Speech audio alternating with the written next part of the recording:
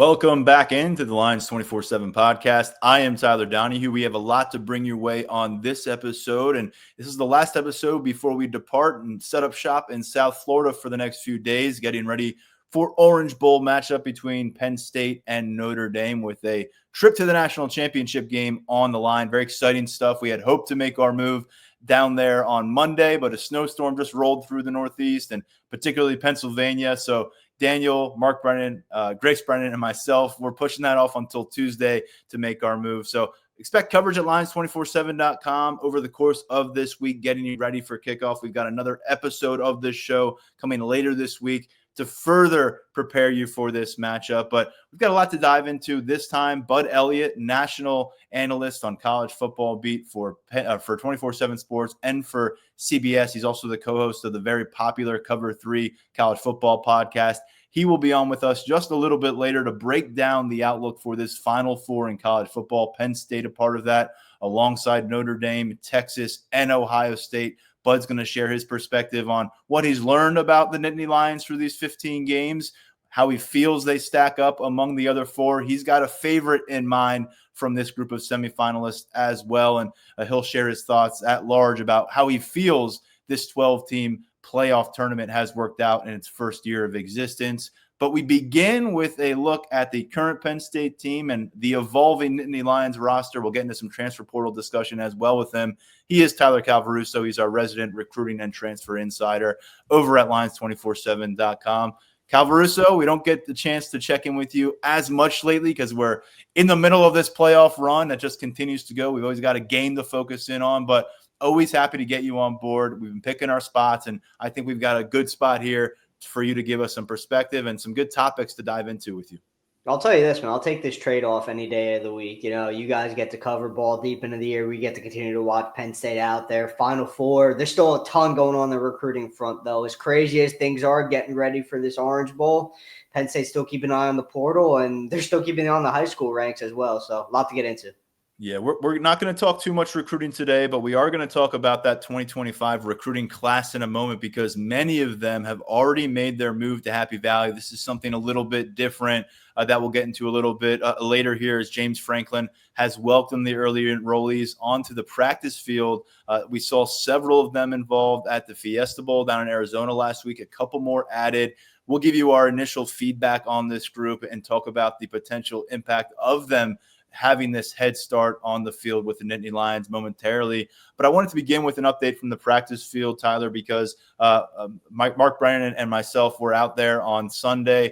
Daniel was actually at the Palestra in Philadelphia covering Penn State basketball's game against Indiana. But we were obviously keeping a close eye on the defensive end group. That's where Abdul Carter resides. And Carter, of course, the Big Ten Player of the Year on the defensive side of the ball, missed the last three quarters of that Fiesta Bowl matchup against Boise State. An apparent left arm shoulder issue. You had veteran backup Amin Vanover deliver a really strong performance. Starter denied on a sudden opposite of Carter, had a really big day. And then freshman Max Granville, who reclassified from that 2025 class this summer, was also involved, replacing him in some of that Prowler package looks. But obviously you want Carter back in the mix against Notre Dame, and you want him back in the mix moving forward. During a Saturday press conference, James Franklin told us, quote, his attitude is great. His mentality has been really good. We'll see, but I think he's taking the right approach and mentality, and it's really going to come down to how he feels and how much he practices, how much practice he's able to get during the week. At this point, I don't think there's anything that is stopping him from playing, but it's going to come down to how is he able to play, and we'll see. I think a lot of people love that comment of I don't think there's anything stopping him from playing from James Franklin, but we'll note we did not see Abdul Carter on the practice field on Sunday evening, 4 days shy of the Orange Bowl. Take that for what it's worth. It's a 15-minute open session, but we did see guys like Kobe King, Denai Dennis Sutton, Jalen Reed at different points of that matchup last week against Boise State. They appeared to be shaken up with some of their own issues. They were full go on the practice field. Everyone was really accounted for, but no Abdul Carter. So we will keep tabs on that moving ahead. But I want to get back to Granville because – Tyler, you covered his recruitment very closely. I believe I was on a plane back from Big Ten Media Days in Indianapolis this summer when you blew up my phone and said Granville's coming early and he's not going to be a 2025 guy. He's going to be coming in with a 2024 freshman a few days before preseason camp. he kept his red shirt during the season, but here he is in a moment where Penn State's one of the few remaining teams in the college football playoff. He's stepping up. He's filling one of Abdul Carter's roles against Boise State. He's getting high praise from James Franklin and teammates this weekend. By the way, we had back-to-back press conference days this week, Saturday and Sunday, coverage of that over at Lions247.com. A lot of good stuff there. But what do you make of Max Granville's first season here? And reminding folks again, he is supposed to be a high school senior this fall. Goes from junior status to senior status all of a sudden this summer, graduates high school early. Kudos to him for being academically prepared to do that. But he is here now, Tyler, and we think he's going to be a big factor in 2025 and beyond. But hearing his name pop up now, I think that's a pretty big testament to how he has attacked this opportunity. It definitely is. And when he got to Penn State early and all the feedback was so positive, the coaches were really heaping praise upon him. It wasn't lip service, and we knew that. Initially, when he got there, he tested so well to the point where it's like physically, all right, if we need him and, he comes along in his development as we anticipate he might, he'll be ready to go. Maybe no one saw this coming quite as quickly with Granville, but there was always a confidence that he would be on somewhat of an accelerated timeline with his development for a couple of different reasons. Just mentioned the physical aspect of it. He was ready to go from that part. He has a really good football mind. He's a stickler for preparation and routine. I think having his father, Billy, his professional career and his background in the sport, I think that put him ahead of the curve in that regard, because he wasn't just ready physically when he got to Penn State. He was ready to go mentally. He knew what it was going to have to take to not only work his way into the rotation, but be a big-time participant on a daily basis. Find ways to make yourself stand out. He is very routine-oriented. He is very detail-oriented. He approaches it more like a veteran than he does a true freshman. I think that stems from just having that background knowledge from his father to fall back on. And then you get into a system that is so structured at Penn State. It was always the right fit for him in that regard. He picked up on that during his recruitment, and since he's been at Penn State and in it, he has really thrived. And from skill set perspective, we always talked about it watching his tape as a high school recruit. First step, elite.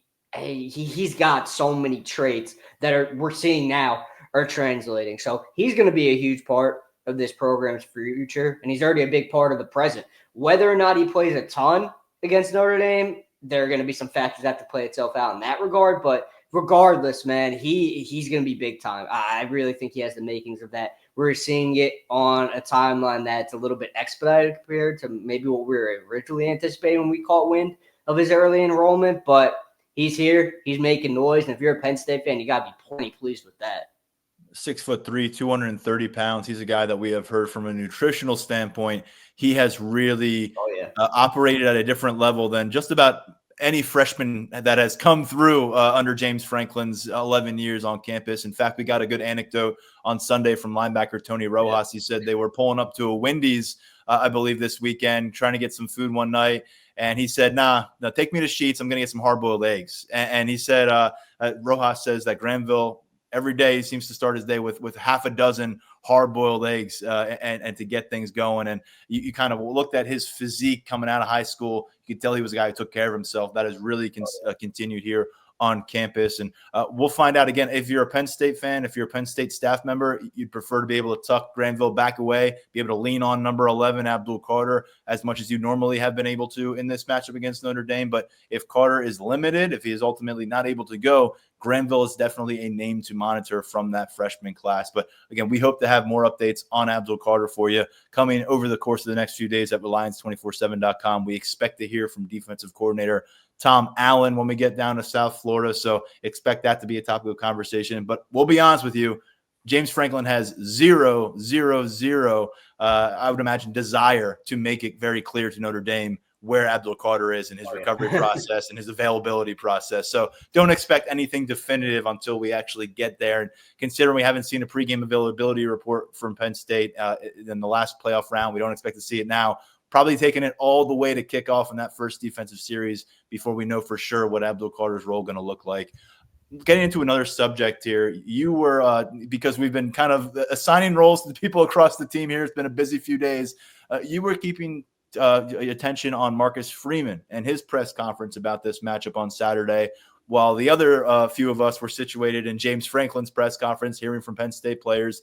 You were keeping tabs on that. You have a breakdown up at Lions247.com for the most notable commentary from Freeman regarding the Nittany Lions. What stood out to you ultimately? What are some of your top takeaways that are worth sharing with our audience as Freeman prepares for a semifinal matchup against Penn State?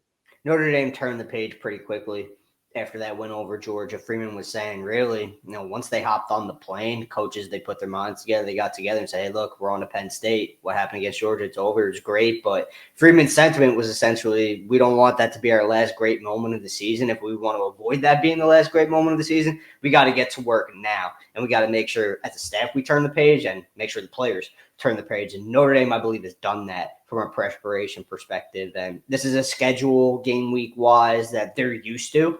Freeman said they've operated on this, I guess, quote unquote, abbreviated schedule 10 out of 12 times this season. So that's nothing new to the Fighting Irish. He agreed with the assessment of James Franklin that these teams are built really similarly. He noted, Penn State, they don't run the quarterback quite as much with Drew Allen. We all know what Riley Leonard does in that regard with his legs. And he showed a lot of respect for Penn State, as we anticipated. Freeman's press conferences, they're always a really solid watch. He's a really charismatic guy. So a lot of praise for Tyler Warren, Nick Singleton, Katron Allen, Drew Aller, Abdul Carter. So it's, my main takeaway really is that Freeman is well aware of the challenges that this Penn State team poses on both sides of the ball. He noted the creativity of Penn State's offense with Andy Kotelnicki at the helm. He noted Penn State's physicality. He noted defensively they turn opponents over. That he was definitely well aware of everything Abdul Carter could do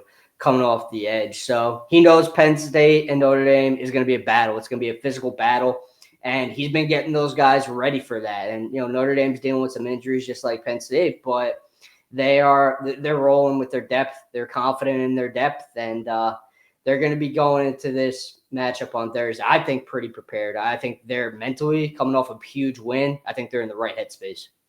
Learn more about the Fighting Irish and them coming out of their Sugar Bowl game, which was a big high for that program, by checking out our last episode of this podcast, which dropped on Friday. We had Drew Mentok from 24/7 Sports Notre Dame site on with us to break down where the Fighting Irish are at 13-1 on the season, some of their injury issues that have popped up, and we'll continue to keep tabs on that situation over the course of that, with Jeremiah Love, their running back, perhaps limited this week after aggravating something against the Georgia Bulldogs last Thursday. When we look at Notre Dame, we look ahead to this matchup, which we'll do over the course of this week. I'm glad you brought up that James Franklin brought up the similarities. I think that was very obvious to a lot of folks when this became the semifinal showdown in the Orange Bowl. A lot of folks saw parallels between the styles of play. And here's the quote from James Franklin on Saturday. He said, quote, "I think in a lot of ways they are built similar to us. You look at the turnover ratio numbers, the explosive plays,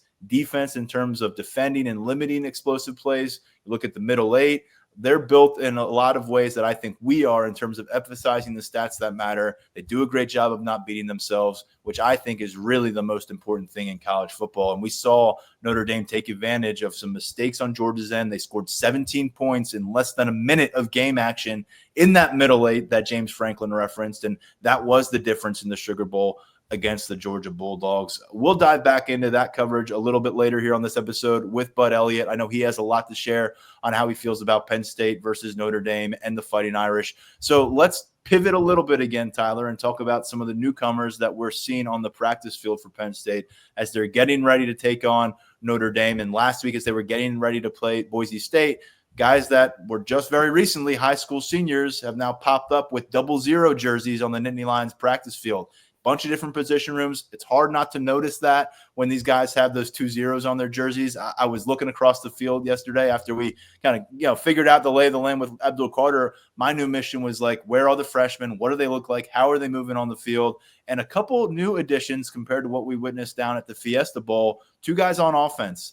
Tyke Hayes, one of the top running backs in the state of Pennsylvania from that 2025 class, out at Aliquippa High School, and then also saw Andrew Olish, who flipped late in the cycle from Michigan top 100 overall recruit, one of the premier tight end prospects in the country. There he was, working in the back of tight end line, led by Tyler Warren.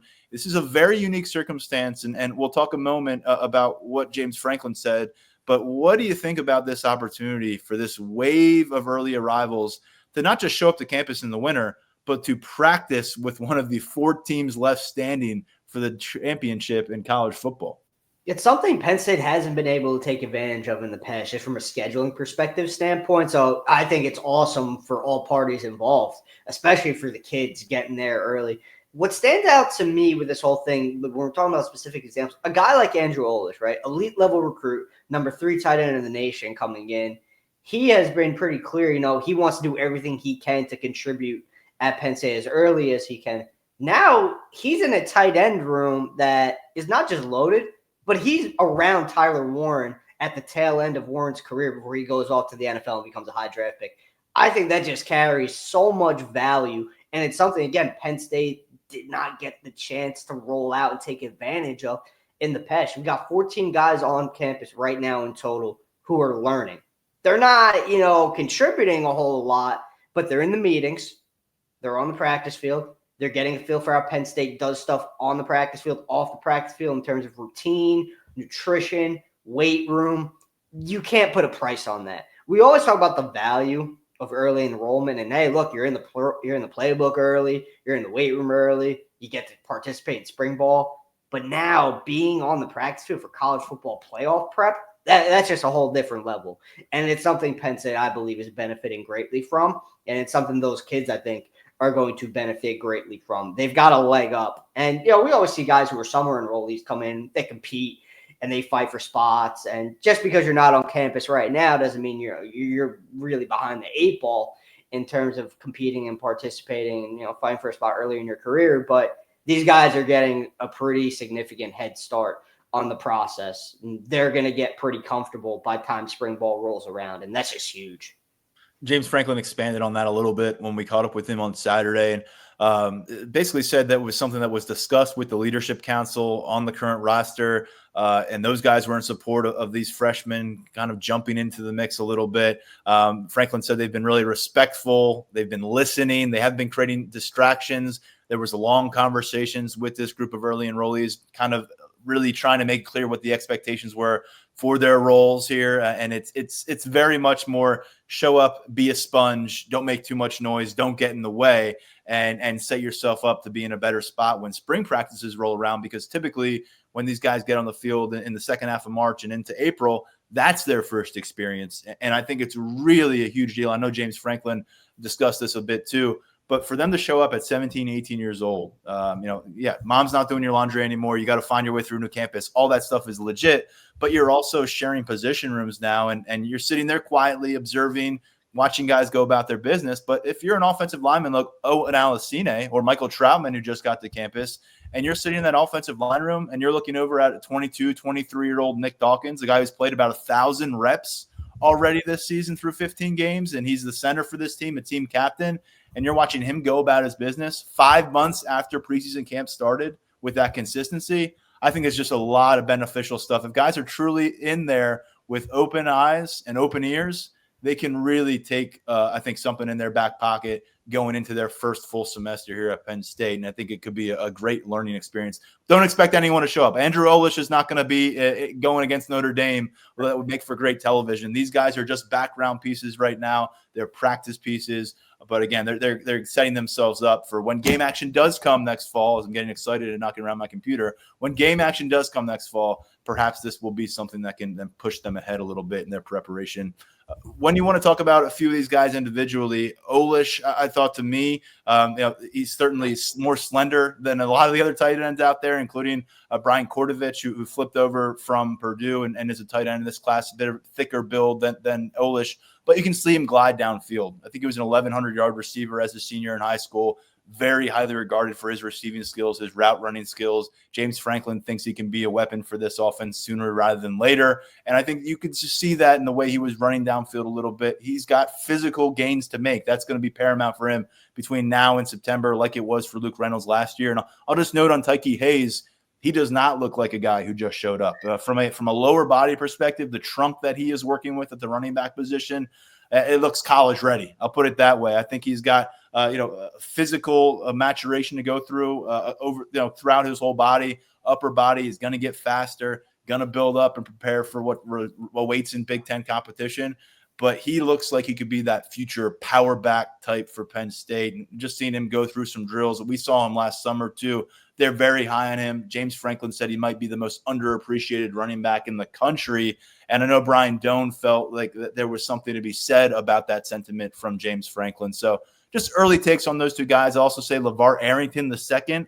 He pretty much, from a physique standpoint, stands out in that linebacker group. You look at maybe Tamir Robinson or Dakari Nelson are matching his length, but showing up here, the son of a program legend, and already popping off the field in terms of just where he's standing from a physical length standpoint with this linebacker group. I thought it was pretty eye-opening to see him in that mix. And anything else to offer us, Tyler, as we kind of wrap our head around this group? You mentioned there's 14 guys. Some others to spotlight for you?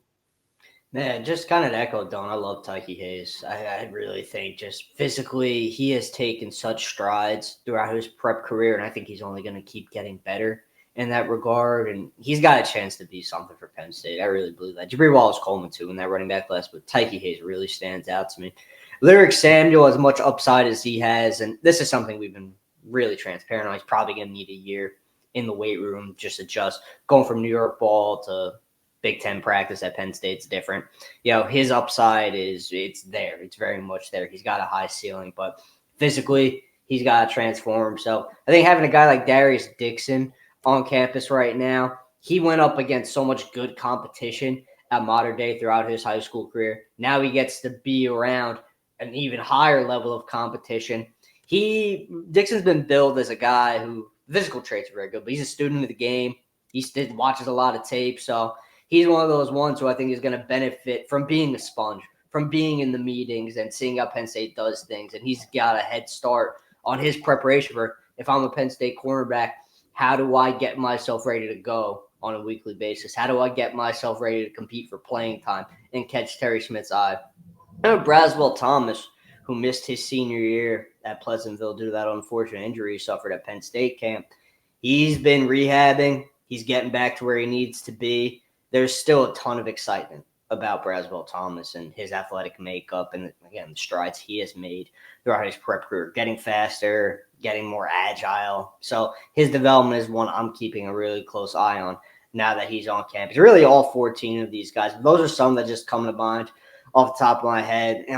Guys like Randy Aderico, Deshaun Burnett, they're going to be around and getting used to the physicality of playing on the D-line in the Big Ten, getting used to what it's like to play under Deion Barnes. So lots of like with this group that's on campus right now. And again, I think it's great for them. I really think it helps them significantly. You mentioned Braswell Thomas. Kobe Howard is another guy we saw out there. Those are two players that, because of injury issues, were limited during their senior season. So good to see them, shaking off some of that rust, and doing that in a power conference practice situation is a big deal. And I'll just note, there has always been a huge gap at the quarterback position. It feels like the last couple of years, even going back to when Sean Clifford was here, because he wasn't a prominent in stature kind of guy.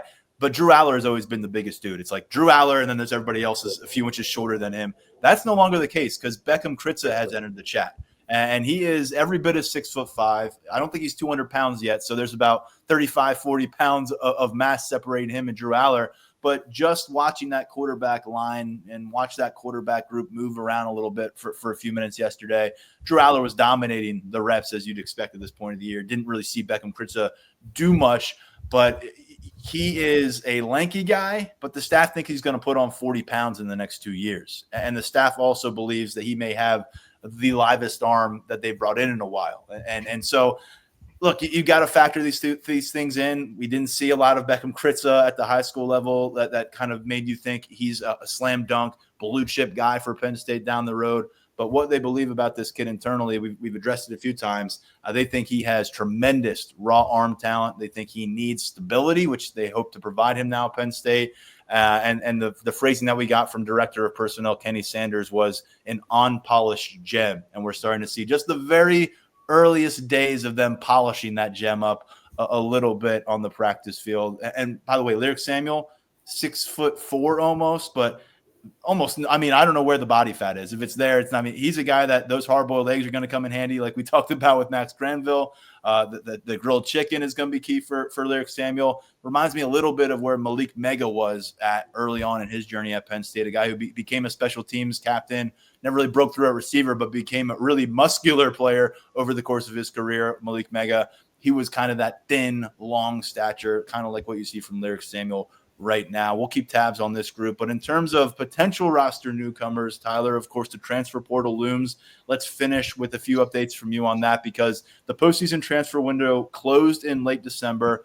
We have to note here that the teams are still playing, including Penn State. There'll be a 5-day window after they're done playing where players can hit the portal from that roster. So players could still leave Penn State. Penn State could still explore options from the 3 other teams that are in the playoffs still. But with what we are working with right now, Tyler, who are the prominent names that Penn State is in the portal with? They've got 3 guys on board in their class, 2 at wide receiver, 1 as an edge rusher, and Nanai White. What do we need to know as we try to catch up to the latest? Just going through the weekend, again, we mentioned that it's a busy time. That means portal guys on campus. TJ Shanahan, former Texas A&M offensive lineman, on campus for his visit. Penn State offered him in high school, as we previously mentioned on another episode, and his visit feedback was positive. He left campus without committing. He's still sorting through his options, but Penn State, I think, left a pretty good impression based on what I've been hearing. Penn State welcomed former starting Miami safety Jaden Young to campus. He started 13 games for the Canes last year, had a really good game against Florida at the beginning of the year, won ACC Defensive Back of the Week recognition. Miami's defense, it was really bad in 2024, to be completely honest with you, and they had their issues. And some of the feedback from Miami fans, if you go on social media, is they don't really mind that Jaden Young is leaving. But remember, Jalen Kimber was getting some similar notes from that on Florida fans last year. And how's that working out for Penn State? So you get a guy 14 starts in a Nittany Lions uniform later. We heard from him Sunday. I think it's working out pretty well for Kimber. And you're right. A lot of people were viewing that one and saying there's kind of a stink on him from that Florida Gators season. And doesn't seem to be the case anymore now that he's in a new environment. No, that change of scenery sometimes is all you need. You go from a bad or middling defense to one of the nation's better units, and you're arguably better coached. Maybe it's more of a fit for you on and off the field. That could be a situation where a guy like Young truly thrives. He's definitely got the range and athleticism to be that guy on the back end of Penn State secondary. And then today, Penn State has Owen Waffle on campus, or Wafel. I found that out this morning. His name is pronounced Wafel, not Waffle. I'm sorry to disappoint some of our subscribers. I know they've been very excited about the pronunciation of that name, but it's Wafel. He's on campus for a visit right before Penn State, really dives in to the Notre Dame game in terms of travel and whatnot. But, his younger brother, Luke, is a top target in the 26 class. This is not a play to get Luke. I want to be clear about that. Penn State doesn't do that. They brought him in with the sense that he could play and contribute at some point, and they're getting a look at him as we speak. Multiple years of eligibility remaining. Signed with Michigan as a member of the 2024 class. Took a redshirt, so he's got all 4 years to work with now. If you ask around, he was generating some buzz behind the scenes at Michigan as the year went on the practice field. So doesn't hurt to bring him in, check him out, see how things go. Penn State is very much in the market on the D-line, even with Nanai White on board. Dylan Barnes has remained active on the D-line, and Wafel is the latest guy to pop onto the radar. We saw guys like David Blay, Javier Suggs go elsewhere, but now we're keeping a really close eye on Wafel and where things go with him now that he made it to campus. So we've got some new names to monitor there. We're getting to the point now where Penn State has those 3 players on board, 2 at wide receiver, 1 an edge rusher. What would you consider to be the top priority position that if Penn State had its druthers and they could address right now, which position would it be? It's a good question. Probably D-line, safety. They're all even keeled in terms of priority. They just want to get better at these positions. But I'd give probably the interior of the D-line right now the nod in that regard. Linebacker remains a position on the radar. Kendall Daniels, who had visited Penn State last month, actually went off the board to Oklahoma this morning. So they're going to do a little bit of reshuffling there, see what comes about.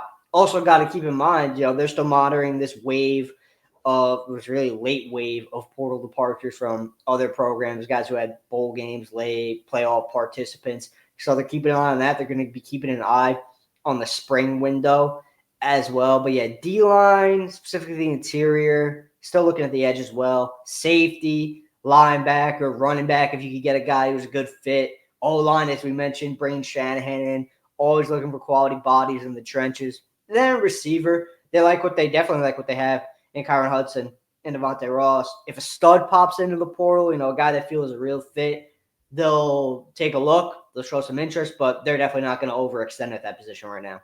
If a stud wide receiver pops in the portal, everybody's going to take a look, right? Yeah. So, but two on board right now for Penn State, a 3-man transfer class as things stand here on Monday, January 6th. Work to do in that department. They're putting in the work. And I know James Franklin alluded to this over the weekend.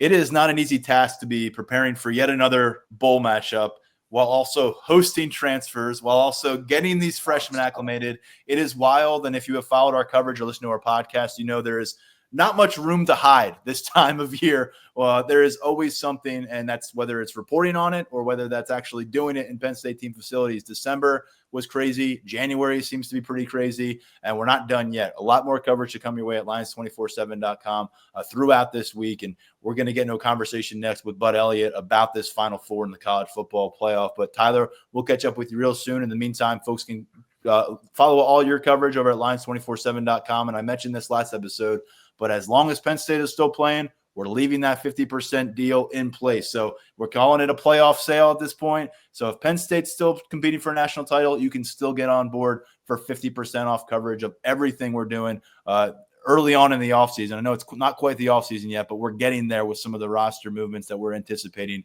Stay in the know at Lions247.com. Thank you, Tyler. Thanks, man. Appreciate it. This episode of the Lions 24/7 podcast continues with some national perspective on what we've got left in the college football playoff tournament. 4 teams remain. We obviously have spent a lot of time on this show and at Lions247.com breaking down Penn State's path to this point, but we're going to bring on board 24/7 Sports and CBS national college football analyst and co-host of the Cover 3 podcast, Bud Elliott, right now. And you've heard him on this podcast before. We always like tapping into Bud's perspective, and he has a great national lay of the land and how we got to this stage 5 months after preseason camps open. Bud, happy to have you back with us. 4 teams left. Penn State is among them. So we've got a lot to talk about on this particular podcast. Thanks for making some time for us. Tyler, man, I'm glad to be back here. It's awesome.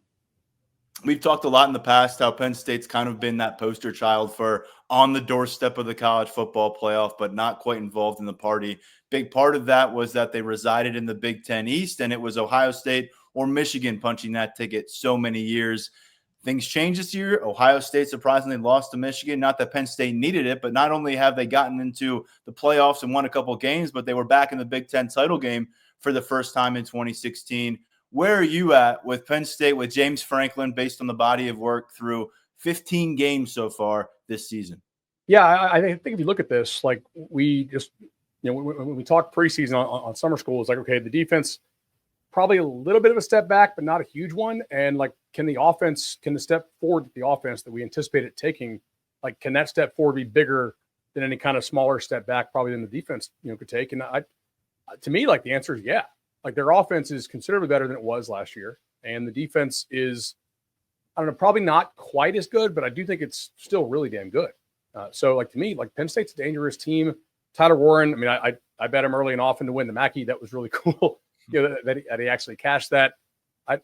Drew seems to still be taking care of the ball extremely well, but also, like, taking a few more appropriate chances. And I think he's playing with better confidence. We like, there's still some catches you wish some of the receivers would make, but the start of the Boise game, I mean, it was just dime, right? And like, even down the stretch, like, oh, he kind of cooled off. Like, I mean, kind of, but like, there's the ball to Warren when Warren's on the left hash. Like, maybe it's a little high, but like, it's not interceptable. Like, Warren could have caught that probably, and like, Drew did a nice job of sliding the pocket, and then there's the ball down the left sideline to whoever that was. Like, to me, if I'm the quarterback, I kind of want that ball to be caught. I think he's playing with a lot of confidence right now, and yet still not taking like crazy chances that are likely to be picked off. So that's a dangerous combination. It's kind of like they're in some ways, I like what I see.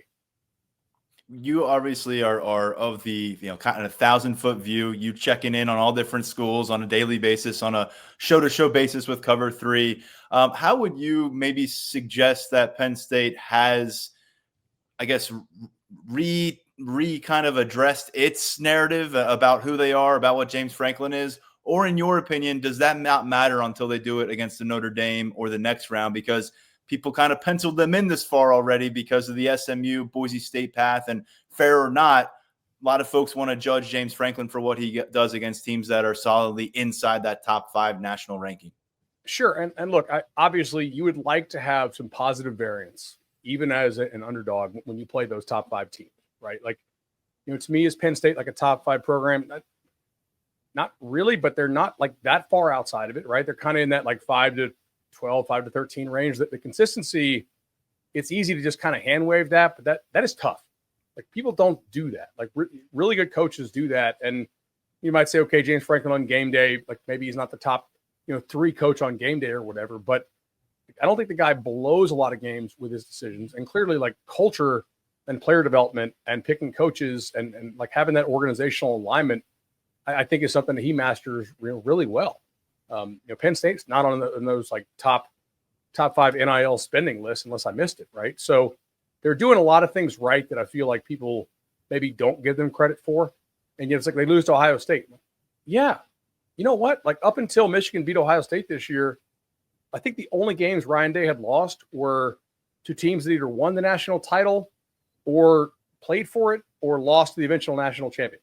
So, okay, like, that's a pretty high standard to me, right? Basically, if you were good enough to beat a Ryan Day Ohio State team over the last couple of years, you were pretty much a national title caliber team, or at least had the ability to play up to beat, a team of that caliber. So I've always kind of been higher on Franklin than most people have, I guess, right? Just because I think I value consistency and player development. And I think they do those things, really well. If you're like out on Franklin, I assume that means you're not swayed by Penn State beating Boise and SMU. But I mean, I guess you can say, like, what else can he do? He could beat Notre Dame, right? He could beat Ohio State or Texas, I guess, if they win that side of the bracket. So I'm pretty in on him still, man. Yeah, we'll talk about Ohio State in a moment because they're obviously right across that bracket, potentially one win away from seeing them again. And Penn State has an 8-game losing streak in that series. But focusing in on what's ahead of the Nittany Lions at the Orange Bowl, it's Notre Dame. Curious what you make of that betting spread. I believe 1.5-point favorite for the Fighting Irish, coming off a 23-10 victory over SEC champ Georgia in the Sugar Bowl. How would you describe what you saw from Notre Dame through the first couple rounds of these playoffs? Do you agree with that betting line? And what do you make of this matchup? I actually made it Penn State 1. So I like slightly differ here. Obviously, that's not a huge edge. It's slightly bettable. If you got the 3, I think I would bet Penn State, pretty substantially. I don't think that it actually will unless is Carter out? Like, do we know? I assume by the Star Wars tweets that he's in, but it's well, Franklin is going to play that one out as long as he can. We didn't get a look at him at practice during our one look at practice leading up to this game, but it seems to be an indication that Abdul Carter will be in a spot to play. But they're certainly going to, I think, play close to the vest as much as they can. That makes sense. Honestly, like, I'm interested to see what Penn State can do against the amount of man coverage that Notre Dame wants to play. I assume that they will take Watts and put him on Tyler Warren and then see how that goes. I think Notre Dame is really good at the nickel spot as well. But, I go back to some of these teams that played a lot of man coverage. And that Illinois game against Kansas last year kind of stands out in my mind. Now, granted, Illinois was a brand new secondary. Notre Dame is a very veteran secondary. Like, they know what the hell they're doing. So it's not a perfect 1-for-1 comp, but I do kind of like what Kotelnicki does sometimes when he gets to face some of these very man-heavy teams. And it's probably going to be a frustrating game for Penn State fans. Like, I would expect a lot of like 0, -1, 1 type thing. And then if you win it, it's probably that and an explosive, right? Hey, like 3 explosive drives, 7 crappy drives, and you win the ball game, 24-17 type thing. I think that's, unless you get a defensive score or short fields. I don't know that they're going to consistently drive the football like methodically on this Irish defense, just by the way that it matches up and with the way that the Irish want to play defense. But also, I mean, their run game is better than Georgia's. right? I don't know if they have better players than Georgia, but they run the ball better than Georgia does, When you look at the Notre Dame offense versus Penn State defense, we just saw Penn State's defense really have a really strong game plan and executed against Genty with Boise State. The week before that, they really had their way with Kevin Jennings and an SMU offense that had largely been riding a hot hand. Here you've got a Notre Dame team that, there's some questions about Love, their top running back, and his ability to be full go in this game because of some health issues. But also I think the big question is, if Penn State continue to play high-level run defense, does Riley Leonard and this pass attack for the Notre Dame Fighting Irish have an answer? He hasn't thrown for more than 230 yards in a game this season. We've certainly seen him be effective as a rusher. That was evident against Georgia. What do you make of this if Penn State has success, let's say, through the first half against Notre Dame's ground game? How could this matchup change, and do you think Notre Dame has the ability to overcome an unbalanced offensive performance?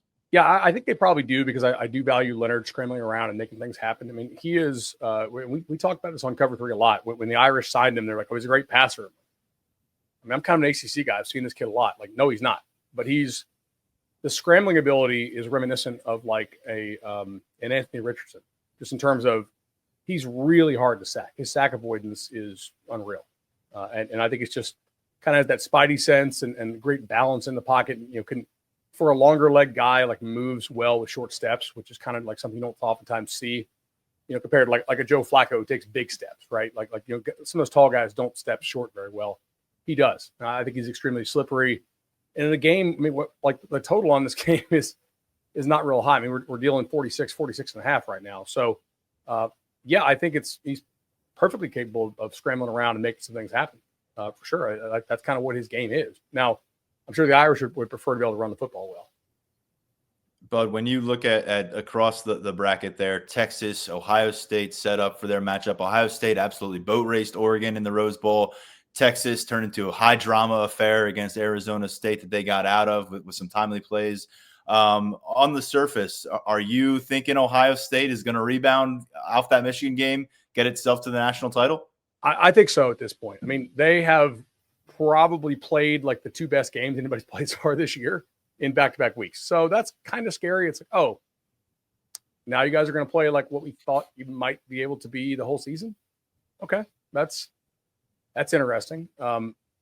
Now Texas has had a look at some of the different stuff they're doing for 2 weeks in a row. And in some ways, I think Ohio State sat on some of this stuff. I'm not saying they played possum or like they didn't throw the Michigan game, obviously. I think with Michigan, they kind of got baited into playing a game that doesn't really suit their strengths somehow. Maybe that's just ego or hubris or whatever. But I mean, they look really good right now. And Smith just he didn't hit a freshman wall. He like burst through it and just has found a different gear. And that's like for Egbuka to be the 2. I mean, Egbuka would be the 1 on, like, what Big Ten team would Egbuka not be the 1 on? Not the one here in Happy Valley. He'd be the right. number 1 all the way. Yeah, like not the one that's 1 game away from playing for the national title. Okay, like that's pretty high praise, right? Maybe not USC. Like, that's a scary receiving core right now, and both backs look fresh. Howard's playing like extremely well for them. I'm not saying Texas can't do it. Like, I think Texas secondary is probably pretty good, but also Texas has not faced very many good passing games. So it sounds like you would consider then Ohio State to be the favorite in the Final Four. If you were to kind of power rank these 4, is Penn State at 3? Are they at 4? Are they at 2? Or kind of where would you stack them up in this whole situation? I think I have them like 3, but the gap between Ohio State and Texas to me is bigger than the gap between like Texas and Penn State. Okay. Does that make sense? Yeah. Yeah. And so, look, so Penn State fans out there understand that you get through Notre Dame. The likelihood is it may be Ohio State there waiting for you in Atlanta. This is a series that has gone in the Buckeyes' direction 8 consecutive times. It has been probably the biggest blemish on the resume of James Franklin here in Happy Valley. I know I'm asking you to look ahead here. We've got games to cover Thursday and Friday, but if it is an Ohio State, Penn State kind of matchup, how would you describe the opportunity in front of James Franklin in terms of really changing the way he is viewed and ultimately the risk of having to go up against the Ohio State versus, pick your other program you could face there? It would just come with much more egg on the face than a lot of those other national title hypothetical matchups Penn State could have played. For sure. So I think ultimately, if you look at this, part of the question is, okay, how did Ohio State reach the Natty? Like, did they play at that like buzzsaw level for the third week in a row? If so, then it might just be tip your cap time. I'm not saying don't show up Penn State. Like, obviously things happen, upsets happen. Penn State famously pulled a pretty famous, one in the Fiesta Bowl against Miami, some years ago, and it does happen. If they like squeak past Texas, then I think for Penn State it's like, okay, like they're vulnerable. They're not perfect. They're not unbeatable. If they beat Texas by like 18 or 20 or something like that, okay. Like they just kind of. Everybody knew that car has a gear it can shift into. Nobody else really has on their car this year. Just the question is like, can you get into that gear? Can you actually drive in that gear? For the most part this year, Ohio State had not shown that. Defensively kind of, but offensively, no. Now if they play that way, I mean, that's going to be tough. But I think Penn State's defense in some ways is better than Oregon's, right? I'm not totally sure what to think of Texas' defense, which is weird to say, but they just haven't faced – just because of who they played as far as the quarterbacks who were out for them. Like they got Florida's quarterback 3. They got Kentucky's 2. They got Mississippi State's backup. Like if you go through the schedule, Texas has faced like a lot of backup quarterbacks this year in a weird way. And like they got Arizona State without Tyson, the stud receiver. So even though Arizona State moved the ball on him, it was still like I probably could have scored more if they actually had like the best receiver on their team, one of the better in the Big 12. I think they're beatable. Like they're not 2019 LSU. Okay, they're not like that level to me, but I mean, I may have to start changing my opinion if they buzzsaw Texas like this. It's crazy. I mean, 5 weeks ago, Ryan Day's getting run out of town. Everyone's writing off the Buckeyes, and here we are looking at them in a very different lens. Who would you consider to be, Bud, the most surprising squad that did not make it to the semifinal round? Maybe going back to how you viewed college football and the landscape in August, or maybe even mid-season. Who are you most surprised is not still alive for a title? I would say probably. All right. So if teams that didn't make it, I mean, obviously after Bama beat Georgia, you thought like they would get there at least to the playoff. Ole Miss with how they were slamming everybody, like all the algorithms are going to like that quite a bit, and they laid a couple eggs. I mean, if you told me Oregon didn't make the Final Four, I'd be I would have been pretty surprised. But obviously the draw kind of hurt them a little bit in that way. So I would say probably those 3. And Bud, let's finish here. I know you've always got big picture ideas. What are your primary takeaways from this first 12-team expanded college football playoff tournament? Where do you think maybe some improvements can be made? Maybe what was not quite ready for prime time this time around?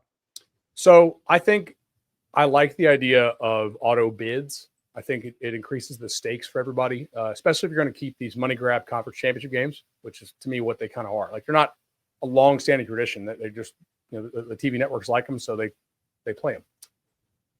But I don't know that auto buys are the best thing for the sport. I will say if you go to 14, we game this out on Cover 3.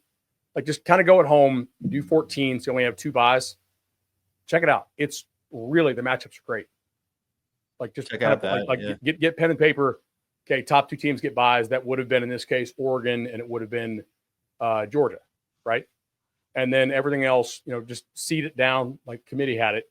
You still get the auto bids, but not the auto buys. With 14, to me, that created a lot of great games. And also, I think Tyler, like, how many more fan bases this year gave a damn about their team in terms of like having real stakes after Halloween? Yes, I think a ton, man. Like. We got Georgia fans telling us this format sucks and all this stuff. And like, let's ignore the point that you guys had to play a backup quarterback and had an extra like couple weeks to get ready for this thing. So, missed me with that. But like Indiana's going to fundraise off this for years. So will Arizona State. Like so will SMU. You don't think Ole Miss is going to reload and spend even more to try to get in after they narrowly missed? South Carolina, like I guarantee you, like they're recruiting and fundraising off having a chance, whereas before they never really had a chance to go. Mm-hmm. And I just think it keeps more people interested in our sport for longer. It doesn't feel so impossible now, even though obviously like the Final Four are just absolute blue bloods. Yeah. Well, hey, the mid-November matchup between a couple 2-loss teams, it was just kind of a off to the side situation before. And now it's something that you want to tune into. If you're a fan, you've got hope bubbling still. until you pick up that third loss. Then it dies out a little bit. But Bud, really appreciate it. A lot more coverage to come from you at Cover 3 and, of course, at 24/7 Sports within the CBS network as well. Appreciate your perspective. We got 2 weeks until a national title is crowned. And in the meantime, we'll continue to follow your coverage. Awesome, buddy. Good seeing you. All right. Great stuff from Bud Elliott. Great national lens on the college football universe. Be sure to check out the Cover 3 podcast.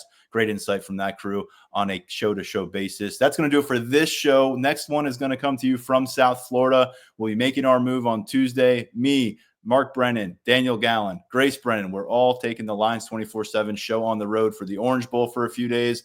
We'll come back to you with another episode, give you our thoughts on what we're seeing and hearing in South Florida, and ultimately our predictions for what we think will happen on Thursday night with a trip to the national title game on the line. For now, stepping aside, thanks again to Bud Elliott. Before him, you heard from our recruiting and transfer portal expert, Tyler Calvaruso. I am Tyler Donahue. This has been the Lions 24/7 podcast.